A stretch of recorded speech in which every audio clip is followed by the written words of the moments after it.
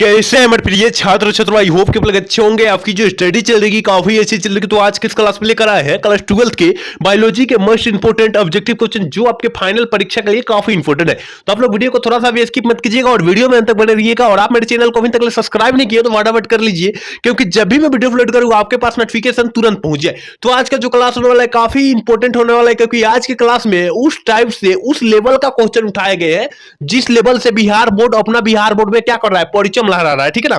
तो आपको जो है मेरे प्यारे छात्रों एक भी क्वेश्चन को जो है नजरअंदाज नहीं करना है। ठीक है ना। और सारे क्वेश्चन को हर एक हाल में देख देना है, क्योंकि काफी इंपोर्टेंट क्वेश्चन है 2025 के परीक्षा के व्यू से। ठीक है। सारे क्वेश्चन जो है 2025 के परीक्षा के व्यू से उठाया गया और काफी इंपोर्टेंट है। ठीक है। और हिंदी और इंग्लिश मीडियम दोनों के लिए है, मतलब सीबीएसई बोर्ड और बिहार बोर्ड वाले दोनों बच्चे के लिए अवेलेबल क्वेश्चन है। ठीक है।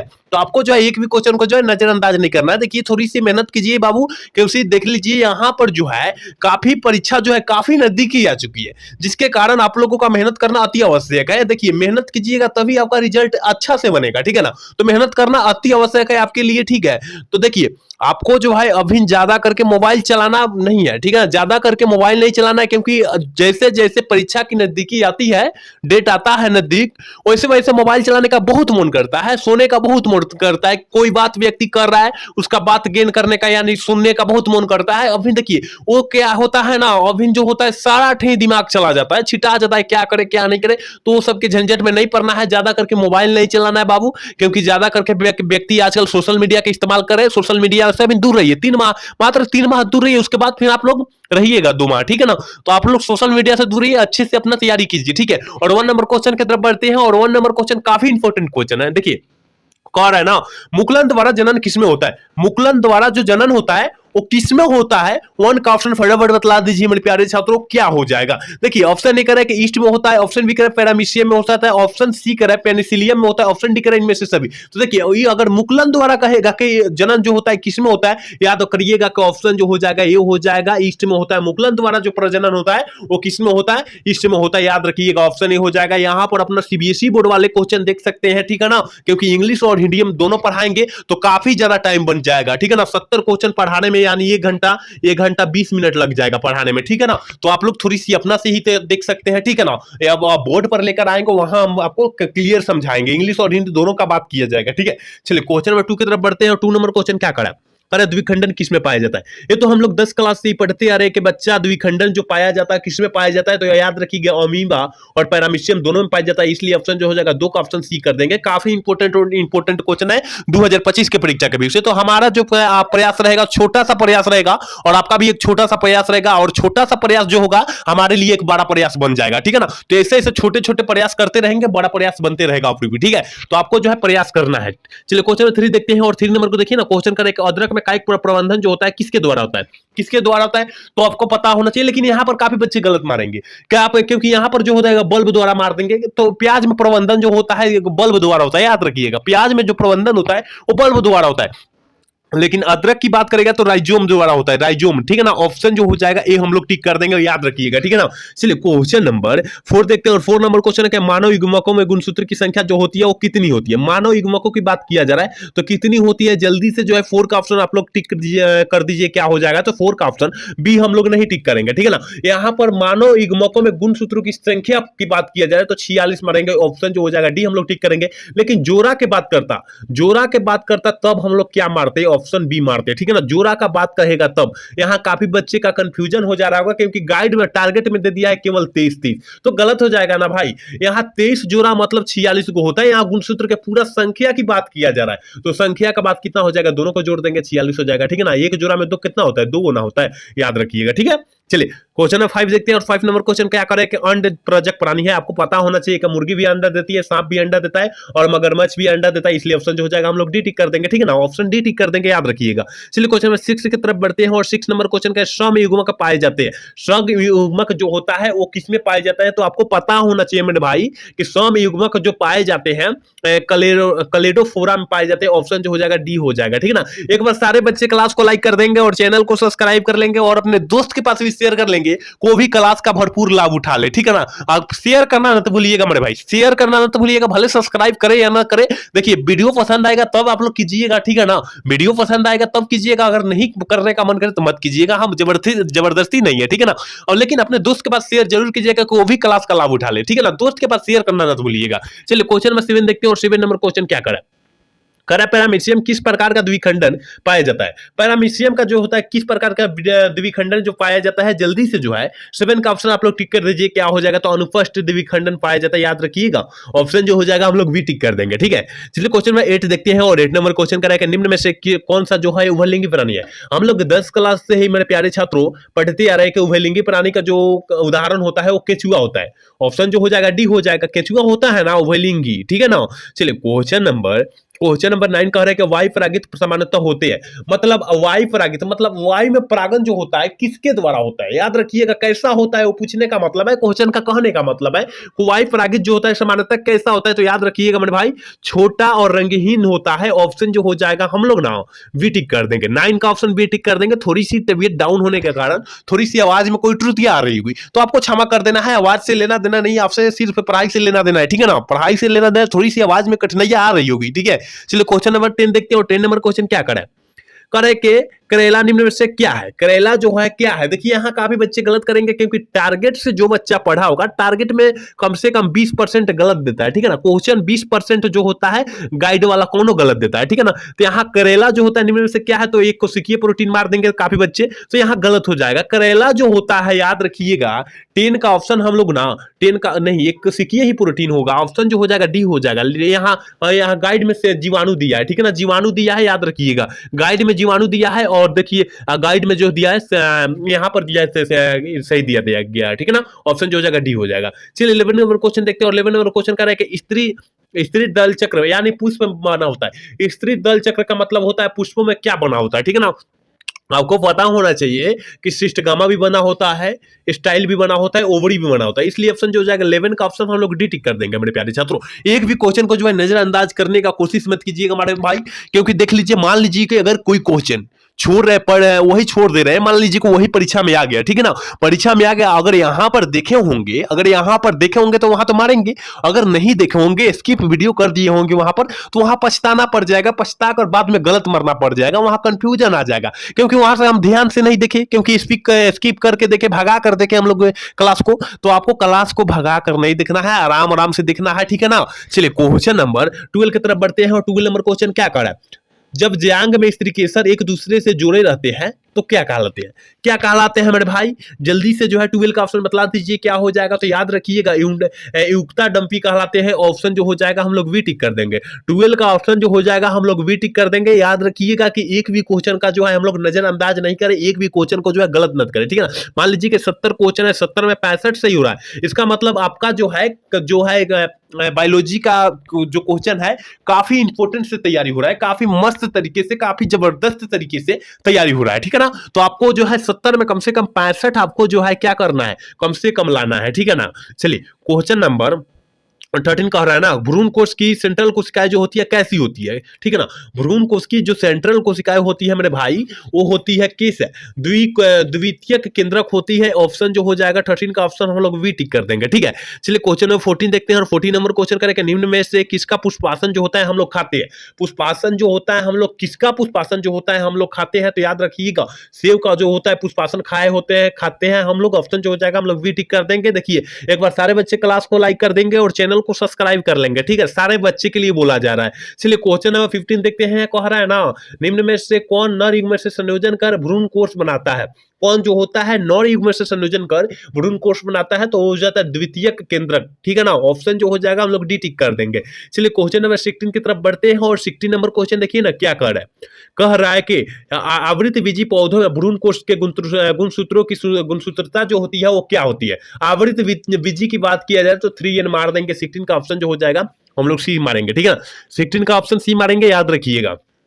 चलिए क्वेश्चन नंबर 17 कहत रहा है कि बीज चोल खाया जाता है, किसका बीज चोल हम लोग खाते हैं, बीच वाला भाग हम किसका खाते हैं, बीच वाला की बात किया जा रहा है, ठीक है ना। मान लीजिए कि ये कोई फल है, ये कोई फल है, इसमें मान लीजिए कि फल है, ठीक है ना, फल है, और इसमें जो है हम किसका भाग खाएंगे, ठीक है ना, बीज चोल किसका खाते हैं, ये सब मान लीजिए शरीफा है, सेब है, नारंगी है, और इनमें से सभी है। तो 17 का ऑप्शन जो हो जाएगा ये हो जाएगा, क्योंकि शरीफा का हम लोग बीज चोल खाते हैं, ठीक है ना। ऑप्शन जो हो जाएगा बी हो जाएगा। उसमें का क्या होता है, बिया हम लोग बिक देते हैं, ठीक है ना, बीज जो होता है हम लोग बिक देते हैं, ठीक है। चलिए क्वेश्चन नंबर 18 कह रहा है कि वायु परागन किसमें किसमें नहीं होता है, वायु परागन जो होता है वो किसमें नहीं होता है, तो आपको पता होना चाहिए मेरे भाई कि वायु परागन जो होता है सेवलिया में नहीं होता है, सेवलिया में नहीं होता है। ऑप्शन जो हो जाएगा डी हो जाएगा, ठीक है ना। ऑप्शन जो हो जाएगा 18 का डी हो जाएगा, याद रखिएगा।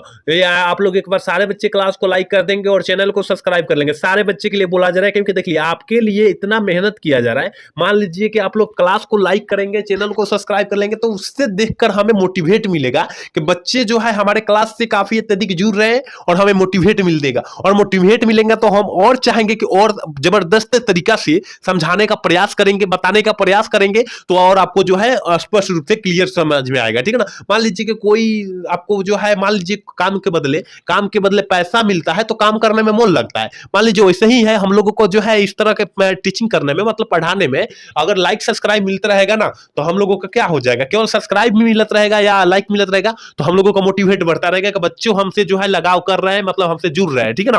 तो आप लोग को जो है चैनल को सब्सक्राइब कर लेना है।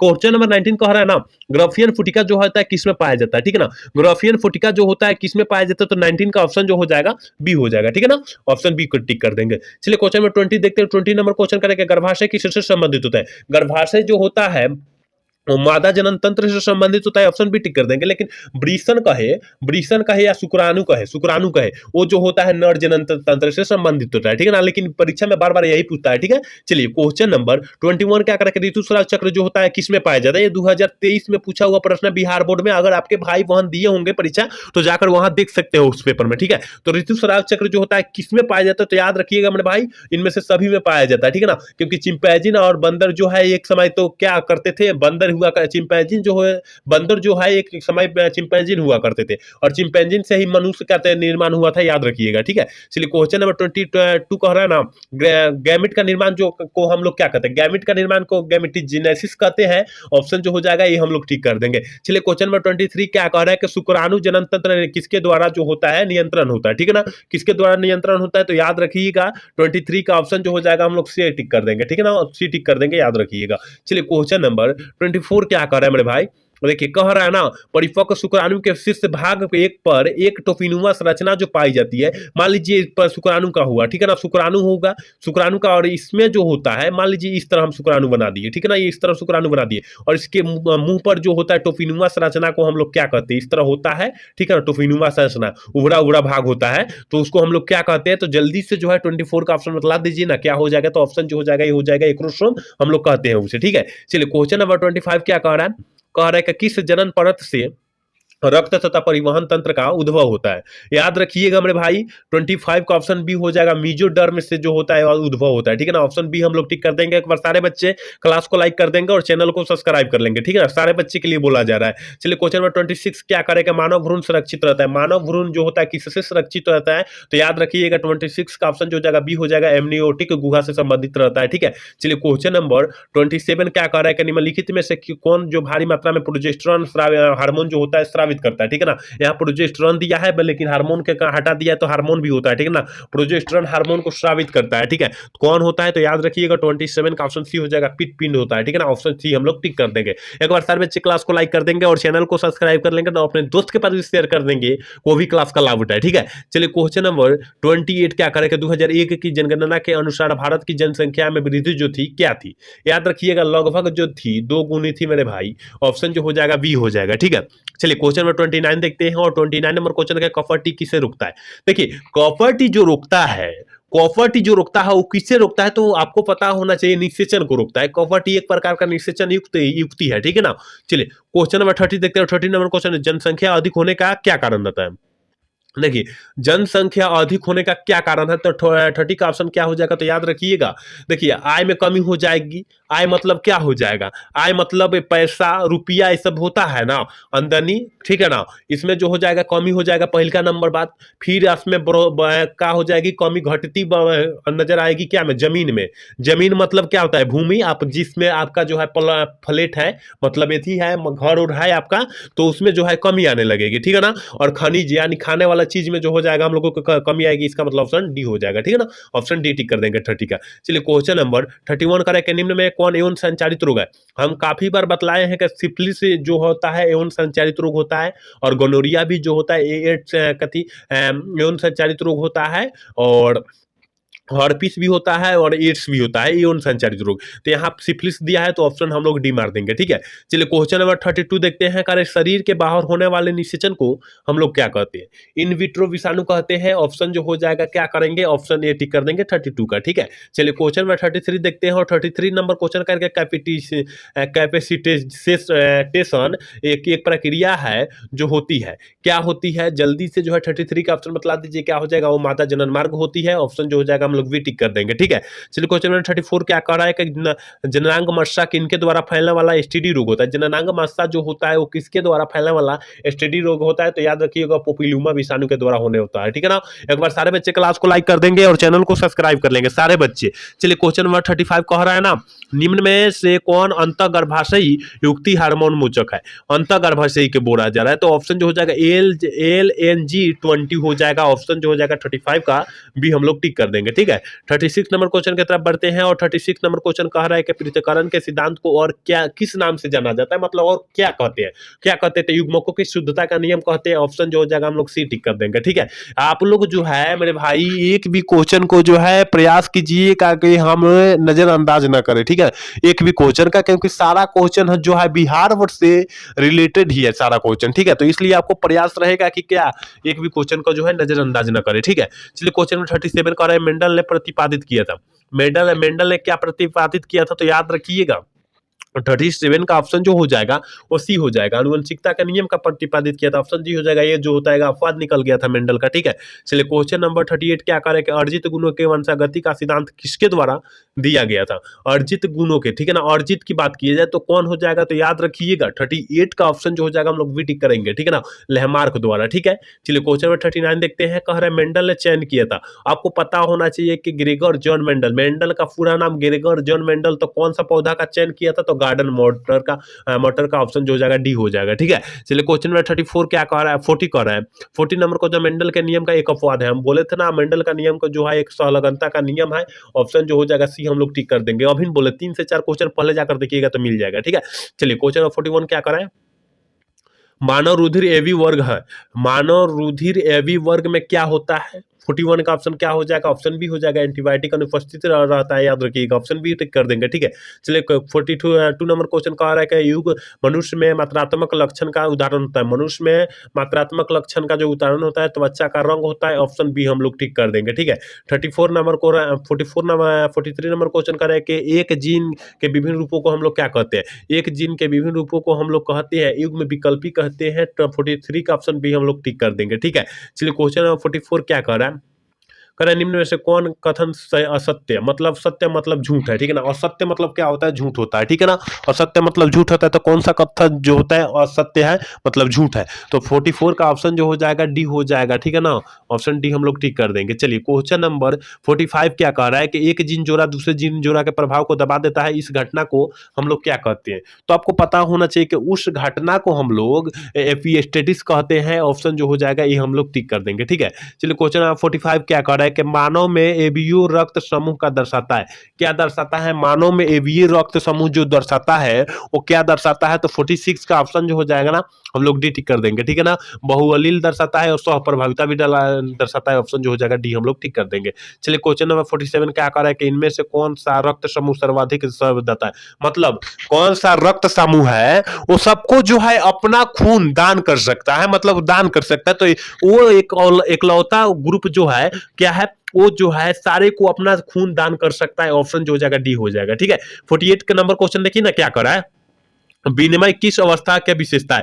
विनिमय जो होता है किस अवस्था का जो होता है, तो याद रखिएगा 48 का ऑप्शन सी हो जाएगा, पैक्टिन का होता है, ठीक है ना। चलिए क्वेश्चन नंबर 49 क्या कह रहा है कि विभिन्नताएं अर्धसूत्री विभाजन में दौरान उजागर करती है। क्या उजागर करती है? तो याद रखिएगा 49 का ऑप्शन जो हो जाएगा ये हो जाएगा विनिमय के कारण, ठीक है ना। ऑप्शन ए टिक कर देंगे। चलिए 50 नंबर क्वेश्चन क्या कह रहा है? कह रहा है कि वंशागति का क्रोमोजोम सिद्धांत किसने प्रतिपादित किया था? किसने प्रतिपादित किया था? तो सर्टन और ओवरी ने किया था। ऑप्शन जो हो जाएगा ये हम बी टिक कर देंगे, ठीक है ना। 50 का ऑप्शन जो हो जाएगा बी टिक कर देंगे। 51 नंबर क्वेश्चन क्या कर रहा है? कह रहा है कि जेड जेड जेड जेड बाटा जेड डब्ल्यू किस तरह का लिंग निर्धारण देखा गया है। तो याद रखिएगा मोड में देखा गया है। ऑप्शन जो हो जाएगा सी हो जाएगा। 52 नंबर क्वेश्चन देखिए ना, कह रहा है विभिन्नता का मुख्य स्रोत जो होता है वो क्या होता है। देखिए विभिन्नता का मुख्य स्रोत जो होता है उत्परिवर्तन होता है। ऑप्शन बी हम लोग टिक कर देंगे। 53 नंबर क्वेश्चन करेगा टर्नल सिंड्रोम में कितने गुणसूत्र होते हैं। और टर्नल सिंड्रोम में कितने गुणसूत्र होते हैं? तो याद रखिएगा ऑप्शन ए हो जाएगा, ठीक है। ऑप्शन ए हो जाएगा 45 होते हैं। चलिए क्वेश्चन नंबर 54 नंबर क्वेश्चन का कह रहा है कि दात्र कोशिका और रक्त प्रदर्शित करती है।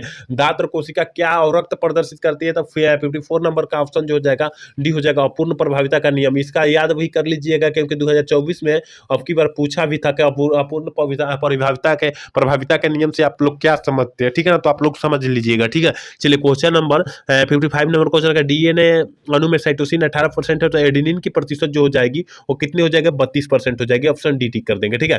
56 नंबर क्वेश्चन देखिए ना क्या कर रहा है कि डीएनए अणु की क्यूरिक क्षार जो होता है कैसा होता है, कैसा होता है। तो 56 का ऑप्शन जो हो जाएगा ये हो जाएगा ए ओवर जी की तरह होता है, ठीक है ना। ऑप्शन ए हो जाएगा। 57 नंबर क्वेश्चन देखिए ना क्या कह रहा है कि इनमें से कौन सा नाइट्रोजन बेस्ड डीएनए नहीं होता है, नहीं होता है। तो क्या हो जाएगा? 57 का ऑप्शन जो हो जाएगा बी हो जाएगा यूरिसिल होता है, ठीक है ना। ऑप्शन बी हम लोग टिक कर देंगे। एक बार सारे बच्चे क्लास को लाइक कर देंगे और चैनल को सब्सक्राइब कर लेंगे सारे बच्चे। चलिए क्वेश्चन नंबर 58 कह रहा है कि बी डीएनए के एक पूर्ण घुमाव में नाइट्रोजन से बेस के कितने पर्स होते हैं? कितने पर्स होते हैं? तो 58 का ऑप्शन जो हो जाएगा वो बी हो जाएगा, 10 होते हैं, ठीक है ना।